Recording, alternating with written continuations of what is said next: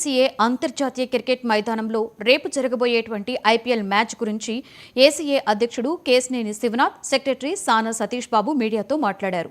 జనవరి 20 నుండి సుమారు 800 మంది సిబ్బందితో ఛాలెంజ్గా తీసుకుని పనులు చేయించి స్టేడియంను సిద్ధం చేశామని కేశినేని శివనాథ్ తెలియజేశారు. జరగనున్నటువంటి 2 ఐపీఎల్ మ్యాచ్లను విజయవంతంగా నిర్వహిస్తాం. రాబోయే మహిళా ప్రపంచ కప్ నిర్వహణ కొరకు అనుమతులు రానున్నాయని, ఢిల్లీ క్యాపిటల్స్ అమ్మకం చూసుకుంటోంది అని, టికెట్ల విషయం బీసీసీఏకు ఏసీఏకు ఎటువంటి సంబంధం లేదని, మరిన్ని మ్యాచ్లు వైజాగ్ స్టేడియంలో జరిగేలా చూస్తున్నామని ఏసీఏ అధ్యక్ష కార్యదర్శులు తెలియజేశారు. సోమవారం జరిగేటువంటి Delhi Capitals Lucknow super giants match కు ముఖ్య అతిథిగా రాష్ట్ర గవర్నర్ అబ్దుల్ నజీర్ పాల్గొంటారని కేశినేని శివనాథ్ తెలియజేశారు. వైజాగ్ ని క్రీడా రాజధానిగా చేసి పాఠశాల విద్యార్థులకు అవకాశాన్ని కల్పిస్తామని, తద్వారా వారిలో క్రీడా స్ఫూర్తిని పెంచడమే కాకుండా ఏసీఏ లక్ష్యమే అని సానా సతీష్ బాబు తెలియజేశారు. సంబంధించిన విషయం కాదు. వాళ్ళకి ఏమన్నా టికెట్లు ఖాళీగా పెట్టుకున్న వాళ్ళకి ఏమన్నా ఆనందమా?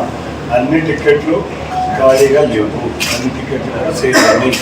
ఎవరైనా ఒక యజమాని ఖాళీగా స్టేడియం పెట్టుకోరు. ఇటువంటి గ్యాసెట్స్, ఇటువంటి పుకార్లు నమ్మొద్దు.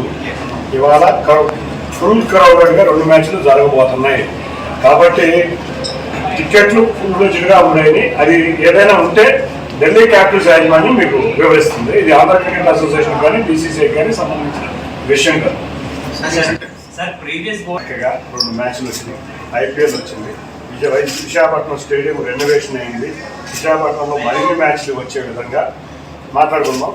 మళ్ళీ ఇంకొకసారి మాదేదన్నా ఎపెక్స్ మీటింగో జనరల్ బాడీ మీటింగో జరిగిన రోజు రాజుకుందాం. ఎందుకంటే ఇది మంచి పండగ వాతావరణం నెలకొని ఉంది.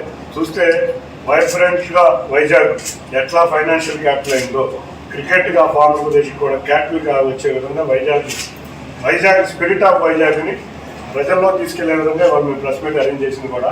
Spirit of Vizag, spirit of cricket in Vizag, cricket క్యాపిటల్గా వైజాగ్ ఉండే విధంగా వెళ్ళాలని మీ అందరినీ కోరటం జరుగుతుంది. దాని గురించే మాట్లాడుకుందాం. మీరు కూడా మేము కోరుకునేది ఏంటంటే స్టేడియం మొత్తం అంతా రెనోవేట్ అయితే మీరు కూడా పరిశీలించి చక్కగా పాత స్టేడియం ఫోటోలు కూడా మేము స్టోరీ కూడా పెట్టాం. మీరు చూస్తే ఆ పాత స్టేడియం ఏ విధంగా ఉండేది, కొత్త స్టేడియం ఏ విధంగా తయారైంది కూడా పెట్టాం. క్రీడా స్ఫూర్తిని మించి ఇంతకు మించి ఐపీఎల్ని చక్కగా ప్రమోట్ చేసుకుని మరిన్ని మ్యాచ్లు వచ్చే విధంగా మీడియా వారు కూడా సహకరించాలి. తప్పకుండా మీడియా వల్ల కూడా చాలా ఉపయోగం ఉంది. ఎందుకంటే ప్రజల్ని అవేర్నెస్ చేసేదే మీరు. తప్పకుండా ఈ ఐపీఎల్